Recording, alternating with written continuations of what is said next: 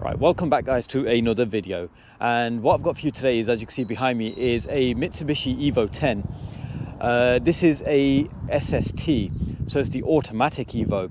Now, I wasn't a big fan of these things initially, but after having driven this briefly, I think it's kind of like winning me over slowly. It's probably because I'm getting lazy and that's an automatic car, but what we'll do is we'll go for a little walk around the car just to give you guys a brief little overview of what it's all about on the outside, a few little changes.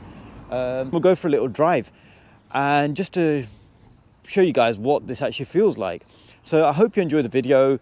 Subscribe to our YouTube channel, Performance Lifestyles. Check us out on Instagram, performance_lifestyles, and we're on Facebook as well, Performance Lifestyles, obviously. So yeah, I hope you enjoy the video, and what we'll do is we'll catch you on the outside of the car. Yeah, so here it is, the Mitsubishi Evo 10. Now, to be fair, I think it's actually not a bad looking car. When they first come out, I was a bit, you know, up in the air about the whole way this thing looks. It looks a lot bulkier and bigger, and especially the front end. The front end is, you know, quite a lot higher than a Evo 9, let's say, for example, the model prior to this. But overall, I must admit, this thing actually looks quite nice. It kind of like grows on you, and it's still got all the features that, you know, an Evo should have. It's still got the four-wheel drive system. It's still got a 2-litre turbocharged engine and Brembo brakes, Recaro seats, the usual stuff that these Evos did have. These are standard Evo 10 wheels, and that is something that a lot of people actually opted for on the Evo 9s. I know I've had these on an Evo 9 that I used to own many years ago because they look so much better than the original 9s. And the other change that they had on these was they had a dual exhaust system. This one has an aftermarket exhaust, so it's only got the single. So normally there's another exhaust over here, but yeah, that's missing. Well, not missing, but it's not supposed to have one.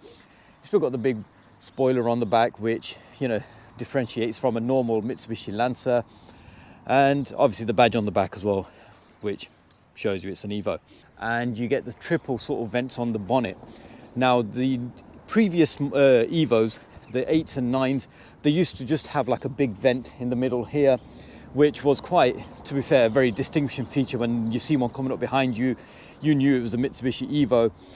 This one's still got the big mouth on the front, you know, where the intercooler sits, and number plate on the side, which is another standard Evo thing.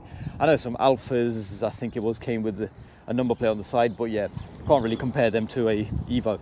They come with a aluminium roof, which the 8MRs and 9s had a standard, 10s have got it a standard. It is quite simply just to keep the weight down.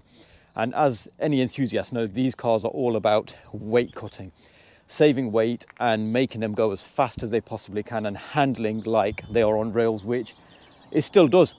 So yeah, onto the inside of this car. This is one thing I must admit I really like over the previous models, is these seats.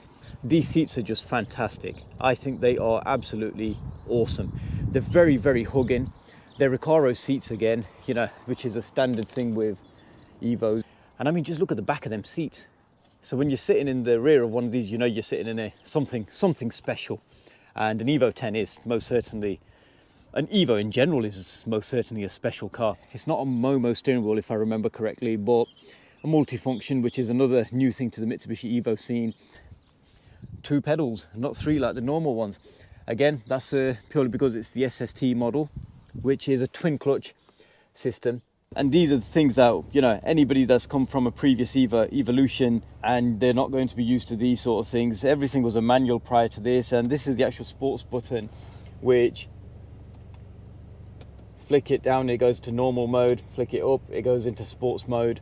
Traction control, which is another thing that Evos just generally never had. The interior on these is a little bit more up to date and a bit more modern than the previous models. It's all relevant to age, and this is a JDM model, hence why, according to this, I'm somewhere in Japan. It's all this like a gloss black sort of finish here. It's very snazzy. So again, they're perfectly usable cars. You know, it's a family, 4-door family saloon, and I believe this is still classed as a 5-seater car. Personally, I think this car could do with sitting a little bit lower. It's quite a bit of a gap, to be fair, from the wheels, tyres to the arches, and it could do with like a front splitter. And again, this is the thing that was mentioned before. the flappy pedals are actually mounted on the steering column. Whereas normally if you're going around a roundabout, it's always like, oh, you got to keep your hand on the top here, or you got to keep your hand on the bottom, so you know exactly whereabouts your gear levers are. But no, this thing, it's all on the the steering column, like it is on the Nissan GTR as well. And we have got a Nissan GTR video uploaded on our channel, so please do check that out. So the biggest actual change that Mitsubishi made with these was they actually ditched the, well, not ditched, I think it was been used in the previous models for many years, the 4G63 lump. Now these come with a 4B11T. So Mitsubishi actually used a completely new engine block on the Evo 10. This is a aluminium engine block, so it's a lot lighter than the previous models. And as with the Evo 9, it also comes with the Mivic. It's a similar thing to the VTEC technology on the Hondas, but the addition of, obviously, with these is that little turbocharger over there. Well, I say little, is that turbocharger over there somewhere. So far, first impressions are good, are very good. So what we'll do is we'll go for a little drive in this thing, and I'll give you guys a bit of feedback as to how it feels. So here we are, back in this Evo 10. To drive, I must admit, it's quite a bit different to driving the previous Evos, anything from the 5 to the 9. I mean, I've never driven a 4 or anything prior to an Evo 4, but they all had a very sort of similar drive. But now jumping into this Evo 10, it's like a night and day difference. It still drives very well. The Evos have this thing about them, just about the whole driving feel, and this has still got that similar sort of feel to it. But on the other hand, this is an SST model, so it feels almost odd. If you're never used to driving a automatic Evo and then you jump into an SST Evo 10, it's like, wow, this is completely different. So the gear change again is very smooth. There's no clunkiness, there's no jerkiness, there's nothing. It's quite literally just engages gear perfectly fine. It seems to have a bit of a quicker gear change than the C63, and it's a very similar sort of gear change. I mean, the speed of the gear change to, if you've ever driven a Subaru Impreza STI A-Line, the Japanese import versions, they are an automatic car as well, which was another odd thing. First time I drove one of them, it was like, hang on, it sounds like a Scooby, everything is like a Subaru, but it just doesn't quite feel like one. And this has got that sort of a feel to it as well. I think it's just getting over the fact that you've come from knowing Evos to be manuals, and now this is an actual automatic version. So it's just getting over that fact. But don't get me wrong, it's still a very engaging drive. And the other thing this car actually has got is, which is another odd thing, I think this whole video is going to be about how to getting over the fact that this car is different to the previous. It comes with heated seats. It's a luxury that the previous Evos never had. And I understand, the previous Evos were designed purely, focused on performance and power and just the way they delivered the power. But, coming on a few years later now, and they've stuck heated seats in these Evos, and it's a good feature. So driving it around just local streets, a few speed bumps and stuff, it still has that firmness of an Evo, which I believe is a must on these cars. I mean, it contributes towards the whole handling thing on a Mitsubishi Evo, or any performance car for that matter. The softer the suspension, the worse they handle, but the smoother the ride. So yeah, now we're in normal mode, in the tarmac setting, and even now considering this is a completely standard car, so power figures, I'd expect them to be around late 200 bhp, 280 to 290 brake horsepower, and it feels about as quick as that as well. Yeah, I think we're free of ramps now, so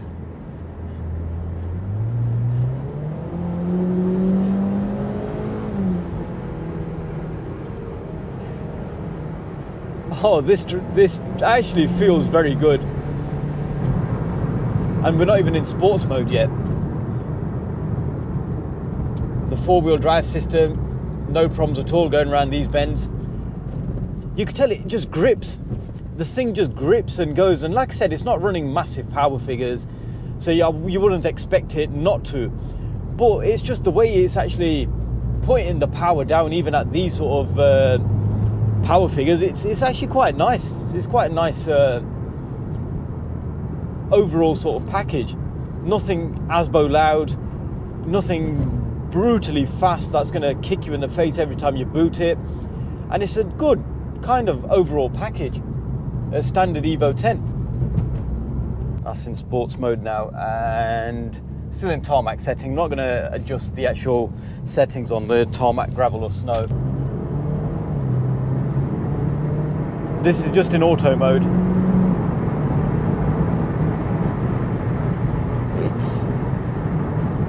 It's got some nice pull to it, to be fair. Like I said, it's not a kick in your face sort of power delivery.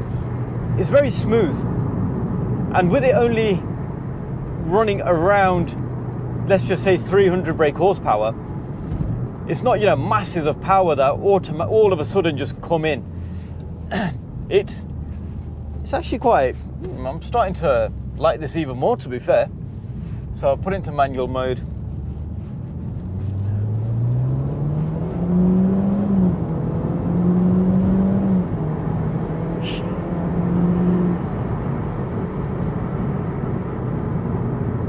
I think I've changed my mind. They don't feel like the Evos I'm used to driving in the past and I've driven in the past. It's got power. There's no doubting that. It's got power. But it's not got that feel. It could be because it's automatic, it's the SST.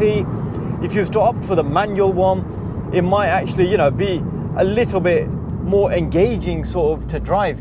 You could tell the handling is, you know, the handling will just be perfect on it.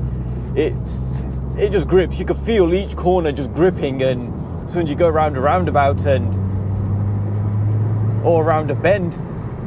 But to actually drive, if you're looking for one of these for a daily commuter, you've come from the previous Evo models, you don't want to drift away from the Mitsubishi Evos, then I'd say yes, buying an Evo 10 is probably a good move.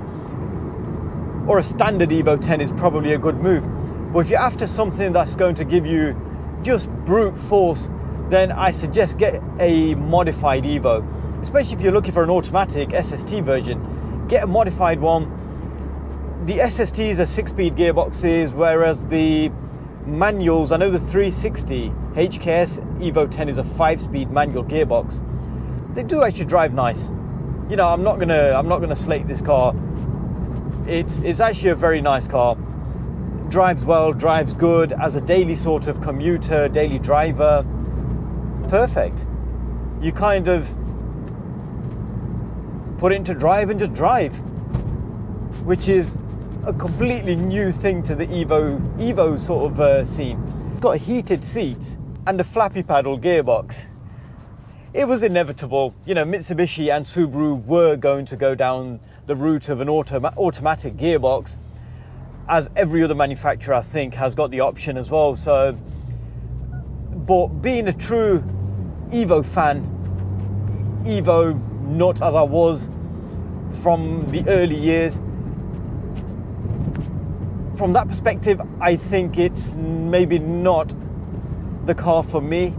As previously mentioned, I mean, if this car was sitting ever so slightly lower, and I think with a different set of alloy wheels and a splitter, I think they look perfect. Honestly, they look perfect from a stance point of view. There's a variety of splitters available for these cars, and I can't remember the exact name of it, but there's one that you can buy. It's like quite a big splitter. It's quite a thick, chunky splitter, and on an Evo 10, it sits quite well. It is a chunky car coming from the 8s and 9s. This actual car has gained a lot of size. I'm not too sure on any weight gains, but size it's definitely gained. Right on, so I'm going to conclude the video here. I hope you've enjoyed the actual video. I got offered this car to review on a last minute sort of thing, so I thought I'd get it on there purely because coming from an Evo sort of background myself, it'll be good to compare it to the previous models. And yes, it's a nice car. It's a nice car. And so yeah, I hope you enjoyed the video. Please subscribe to our YouTube channel, Performance Lifestyles. Check us out on Instagram, performance_lifestyles, and we're also on Facebook, so Performance Lifestyles.